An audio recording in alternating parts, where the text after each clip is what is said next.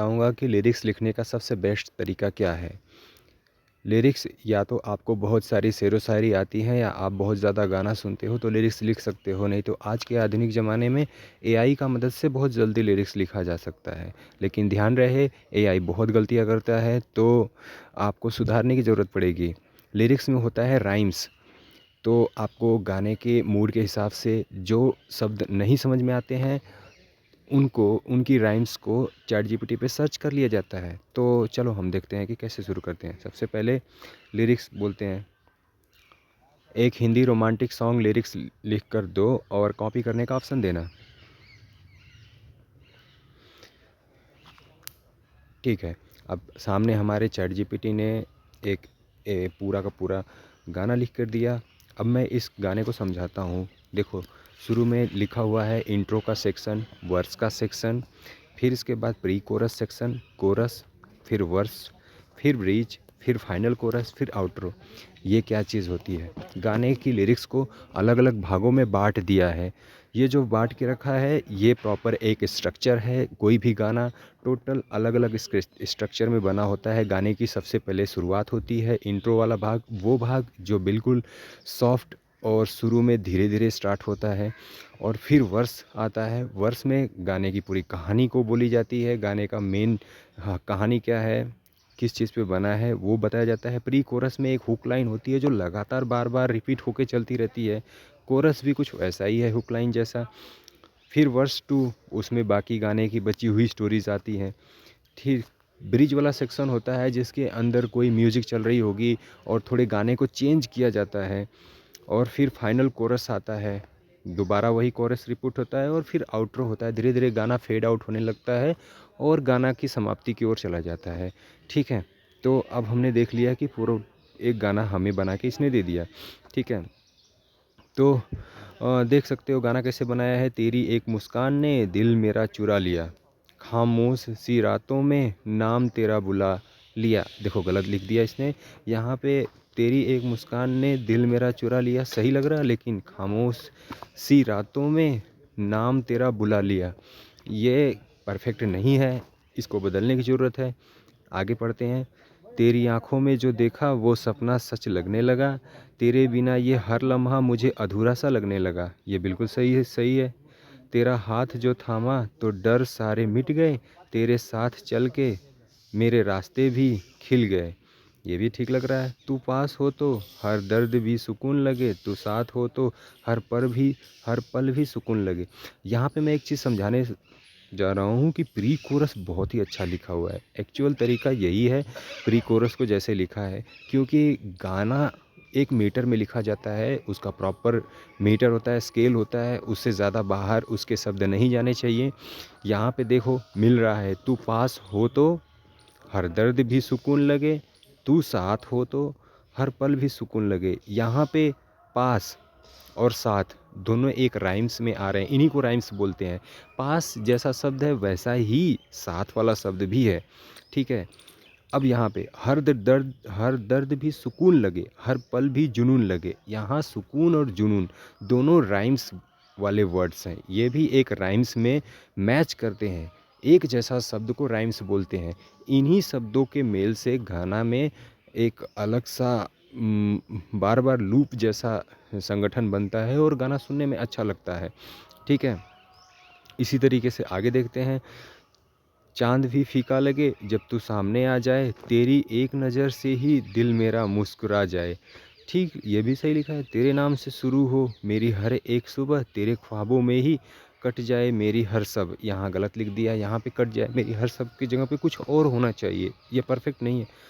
अगर ये इश्क गुनाह है तो गुनाह कबूल है, तेरे प्यार में ही मेरा हर उसूल है। ये लाइन पूरा पूरा नहीं लग रहा, अधूरा लग रहा है। मैं तेरा तू मेरी कहानी, रब ने लिखी ये प्रेम कहानी, सांसों में तू धड़कन में तू, तुझसे ही मेरी जिंदगानी। ये बिल्कुल परफेक्ट है। इसी तरीके से चैट जीपीटी काफ़ी हद तक यानी 60% गाना अच्छा लिख देता है, 40% गलत करता है। यहाँ 40% तुम्हें सही करने की ज़रूरत है, तो 40% सही कैसे होगा? क्योंकि तुम्हें शब्दों का पता नहीं है तो कैसे सही करोगे? यहाँ पे आ जाता है तुम्हारा अपना रोल। क्या करोगे? तुमने देखा रोमांटिक सॉन्ग है, तो तुम ऐसे बोल सकते हो एआई से कि रोमांटिक सॉन्ग में इस्तेमाल होने वाले जितने भी शब्द हैं उनका कलेक्शन मुझे स्ट्रक्चर में लिख कर दो, अलग अलग भाग में। अब ये रोमांटिक सॉन्ग के अंदर जितने भी शब्द इस्तेमाल होते हैं उनका एक प्रॉपर कलेक्शन लिख कर दे रहा है। अब यहाँ इन्हीं कलेक्शंस में से छांट के तुम जो वाक्य अधूरा लग रहा है, जिस वाक्य की स्टोरी लाइन या कहानी पूरी नहीं बन पा रही है, उसे पूरा करने के लिए इन्हीं में से छांट के लगा के प्रॉपर एक वाक्य बना लोगे और लगेगा कि अब हाँ ये परफेक्ट हो रहा है, ये वाला लाइंस, ये वाली राइम्स मैच कर रही है। और इसी तरीके से किसी का मतलब गलत निकल रहा है तो इन्हीं शब्दों का इस्तेमाल करके उनके मतलब को ठीक किया जा सकता है। देखो एआई ने क्या क्या दे दिया सामने तुम्हारे।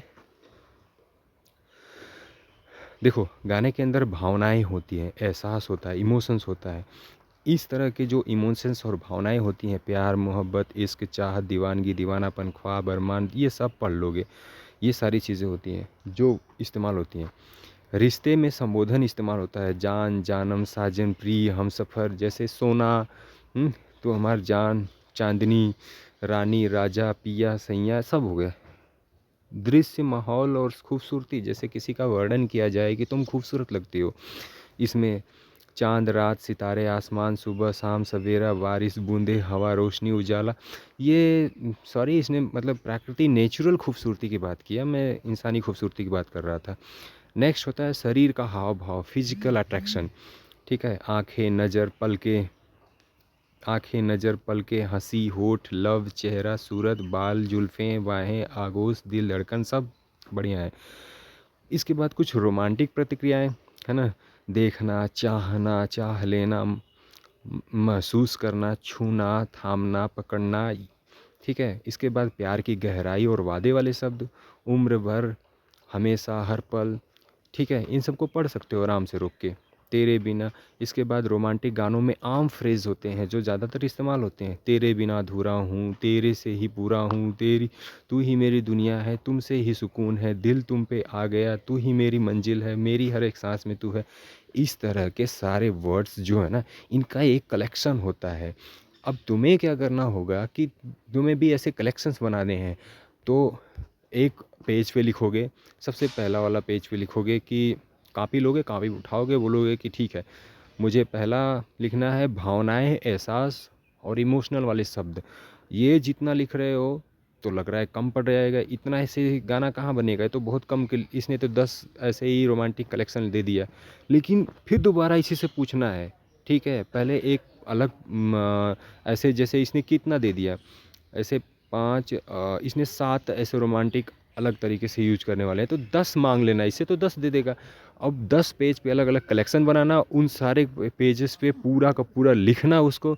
इसके बाद जब लिरिक्स बनाने की ज़रूरत पड़ेगी, तब लिरिक्स बनाते समय उसमें से शब्दों को ढूंढ ढूंढ के निकाल के उसका मतलब बना बना के लिरिक्स में बैठा के उसे अच्छे से डिज़ाइन कर सकते हो। लिरिक्स डिज़ाइनिंग मोस्ट इम्पॉर्टेंट चीज़ होती है। लिरिक्स डिज़ाइनिंग के बाद सिंगर जब उसे गाता है तो ये देखता है कि ये मेरे बी मीटर में बैठ रहा है कि नहीं, ये वर्ड्स मीटर के अंदर आ रहे हैं कि नहीं, सॉन्ग मीटर के अंदर जैसे वर्ड्स आने लगेंगे तो वो गा के परफेक्टिंग उसका परफेक्शन देख लेता है। आजकल तो एआई ऑटोमेटिक ही गा के परफेक्शन को बेहतर बना लेती है।